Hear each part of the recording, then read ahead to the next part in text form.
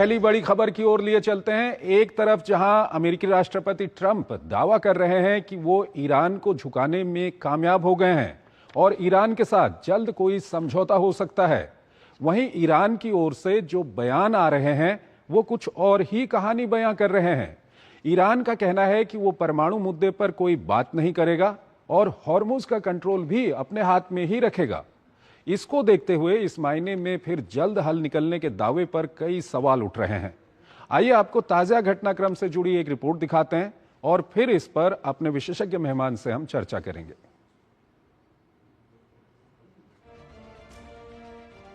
अमेरिकी राष्ट्रपति Donald Trump Iran के साथ युद्ध जल्द खत्म होने की उम्मीद जता रहे हैं। उनका दावा है कि ईरान होर्मुज स्ट्रेट और परमाणु कार्यक्रम पर समझौता करने को तैयार है। दरअसल बुधवार को मीडिया रिपोर्टों में दावा किया गया था कि अमेरिका और ईरान एक 14 सूत्रीय प्रस्ताव पर सहमति के बेहद करीब हैं। ईरान अगले 48 घंटों में इस पर जवाब दे सकता है। बताया जा रहा है कि ईरान इस प्रस्ताव की समीक्षा कर रहा है और उम्मीद है कि मध्यस्थ के जरिए आज अमेरिका को अपने रुख से अवगत करा सकता है। हालांकि ईरान की ओर से इस पर अब तक आधिकारिक तौर पर कोई जवाब नहीं दिया गया है। ईरानी मीडिया में कहा जा रहा है कि प्रस्ताव में कुछ ऐसी शर्तें हैं जिसे स्वीकार करना मुश्किल है। इस बीच ईरान के सुप्रीम लीडर के सलाहकार मोहसिन रजाई ने साफ तौर पर कहा है कि परमाणु मुद्दे पर किसी तरह की बात नहीं की जाएगी और ईरान होर्मुज स्ट्रेट का नियंत्रण हर हाल में अपने पास ही रखेगा। उन्होंने चेतावनी देते हुए कहा कि अगर ईरान होर्मुज पर नियंत्रण और प्रबंधन खो देता है तो दुश्मन तेहरान के खिलाफ इसका इस्तेमाल हथियार के तौर पर कर सकता है। उन्होंने ये भी कहा कि ईरान का मॉडल यही है कि क्षेत्र की सुरक्षा क्षेत्रीय देश खुद संभालें। वहीं ईरान के राष्ट्रपति मसूद पेज़ेश्कियान ने अमेरिका के रुख को पीठ में छुरा घोंपना बताते हुए कहा कि वाशिंगटन ने कूटनीति की दिशा को धमकियों, दबाव और प्रतिबंधों की ओर मोड़ दिया है, जिसके चलते अमेरिका पर भरोसा कर पाना मुश्किल हो रहा है।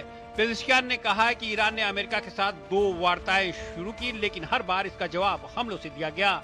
इससे पहले अमेरिकी राष्ट्रपति डोनाल्ड ट्रंप ने होर्मुज में फंसे जहाजों को निकालने के लिए शुरू किए गए प्रोजेक्ट फ्रीडम को मध्यस्थ देशों के अनुरोध पर रोकने का ऐलान किया था।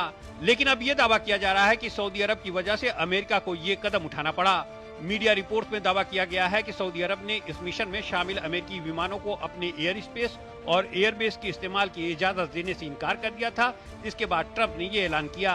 रिपोर्ट में कहा गया है कि ट्रंप ने अचानक सोशल मीडिया पर इस ऑपरेशन का ऐलान कर दिया था। इससे खाड़ी के सहयोगी देश चौंक गए। सऊदी नेतृत्व इससे नाराज हो गया। अमेरिकी राष्ट्रपति डोनाल्ड ट्रंप धमकी दे चुके हैं कि अगर बातचीत विफल होती है तो बमबारी फिर से शुरू की जा सकती है। उधर इजराइल ने लेबनान पर हमले फिर से तेज कर दिए हैं। सीज़फायर होने के बाद पहली बार इजराइल ने बेरूत पर बड़े हमले किए हैं। इजराइल की सेना ने दक्षिण लेबनान के 3 इलाकों देर अल जहरानी, बफरोआ और हबूश कस्बों के लोगों को अपने घर छोड़कर सुरक्षित जगह जाने का आदेश दिया है। इजराइल ने हिजबुल्लाह की रदवान यूनिट के कमांडर को मार गिराने का दावा किया है। वहीं हमास ने भी अपने नेता के बेटे के इजरायली हमले में मारे जाने की पुष्टि कर दी है।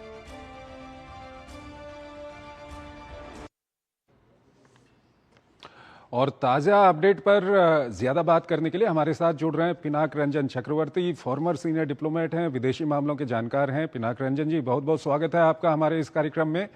पिनाक रंजन जी, सवाल यह है कि एक तरफ जो अमेरिका के राष्ट्रपति हैं वो दावा कर रहे हैं कि जल्द कोई समझौता हो सकता है, दूसरी तरफ जो ईरान से बयान आ रहे हैं वो कहते हैं कि वो परमाणु मामले को लेकर के कोई बातचीत नहीं करेंगे, हॉर्मुज का कंट्रोल अपने हाथ में रखेंगे। तो ऐसे में क्या लगता है आपको, कोई समझौता हो पाएगा क्या ऐसी स्थिति में? फिलहाल तो लगता नहीं है, क्योंकि दोनों साइड ने बड़े मैक्सिमलिस्ट पोजीशन ले रखे हैं। अमेरिका कहता है कि एनरिच्ड यूरेनियम सब ईरान को सरेंडर करना पड़ेगा, हॉर्मुज को फिर पूरा खोल देना पड़ेगा। ईरान इसमें तैयार नहीं है। बाकी जो मुद्दे हैं उसमें शायद उतना प्रॉब्लम ना हो, पर ये जो 2 मुद्दे हैं इसमें प्रॉब्लम तो हो ही रहा है। फिर अमेरिका का जो रवैया है वो थोड़ा सा अनप्रिडिक्टेबल भी है। जैसे हम कहते हैं कि एक नेगोशिएशन में कैरेट एंड स्टिक होता है, तो अमेरिका के पास कोई कैरेट नहीं है, सिर्फ स्टिक ही स्टिक है।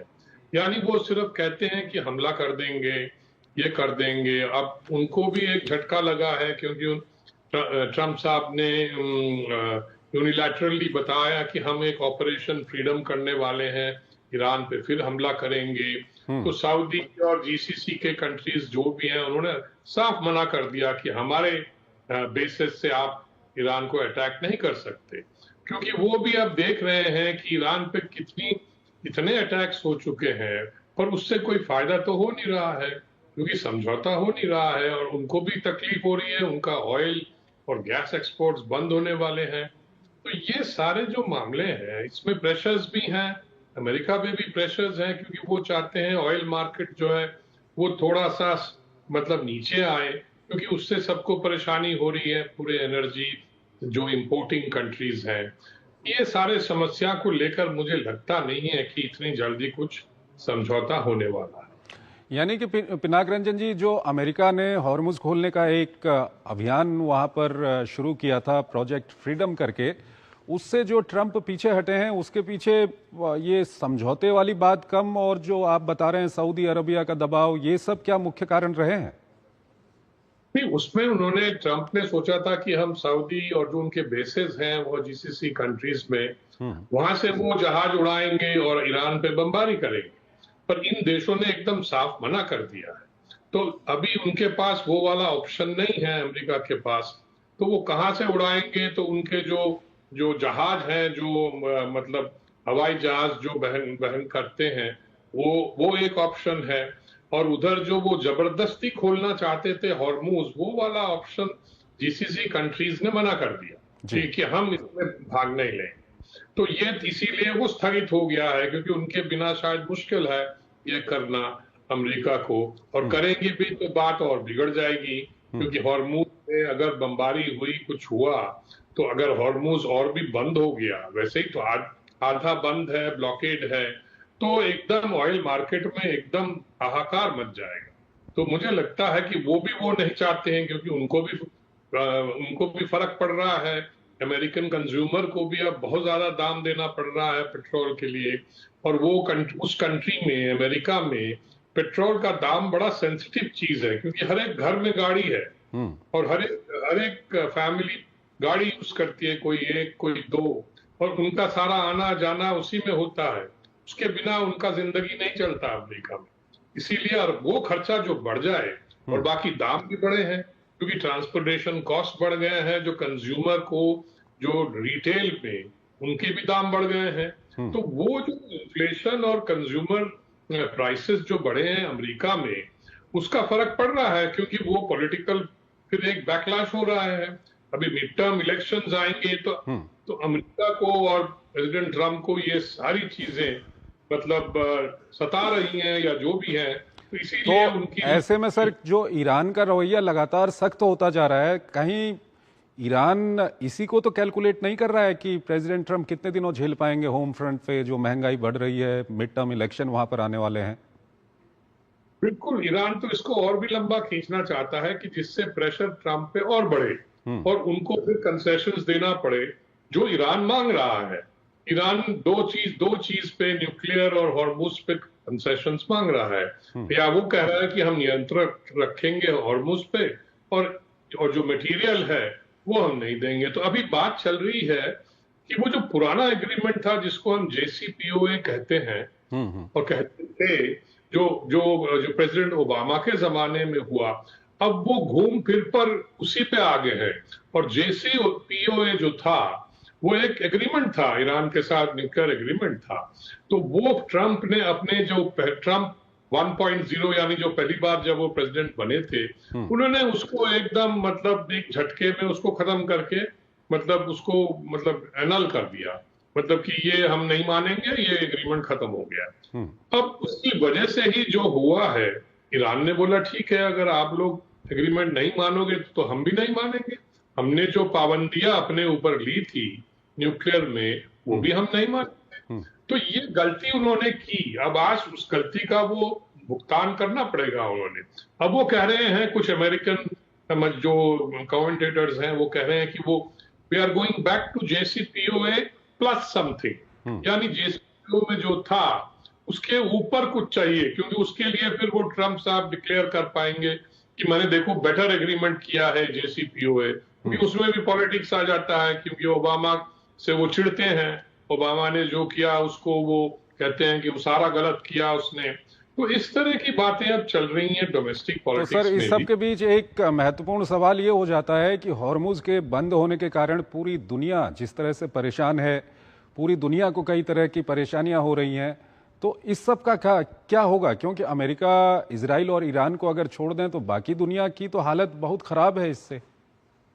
यही तो प्रेशर बन रहा है प्रेसिडेंट ट्रंप पे। सब लोग, सब देश उसे कह रहे हैं, यूरोप भी अलग हो गया, कनाडा भी अलग हो गया, चाइना, जापान, साउथ कोरिया सब बोल रहे हैं कि ये आप क्या कर रहे हैं।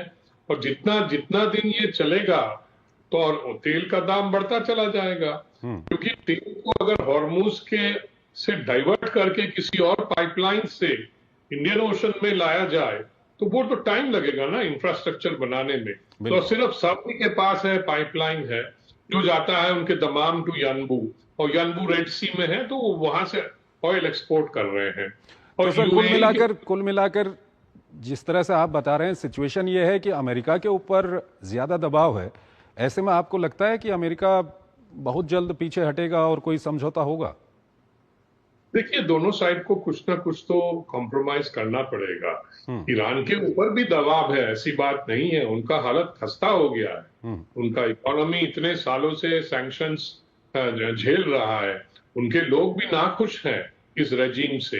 पर वो ऐसा होता है कि जब एक नेशनल इमरजेंसी होता है कि दूसरा मुल्क अटैक करता है तो वो सारे डिफरेंसेस थोड़ा सा वो नीचे चले जाते हैं, क्योंकि एक नेशनलिस्ट फीलिंग जो है वो ऊपर एक महत्वपूर्ण पहलू और है सर जिसके बारे में हम कम बात करते हैं। ईरान में काफी लंबा समय हो गया, वहां पर इंटरनेट बंद है, लोगों के ऊपर जिस तरह से पाबंदियां, वहां पर बंदिशें लगी हुई हैं, इसकी ओर थोड़ा सा लोगों का कम ध्यान जा रहा है आजकल।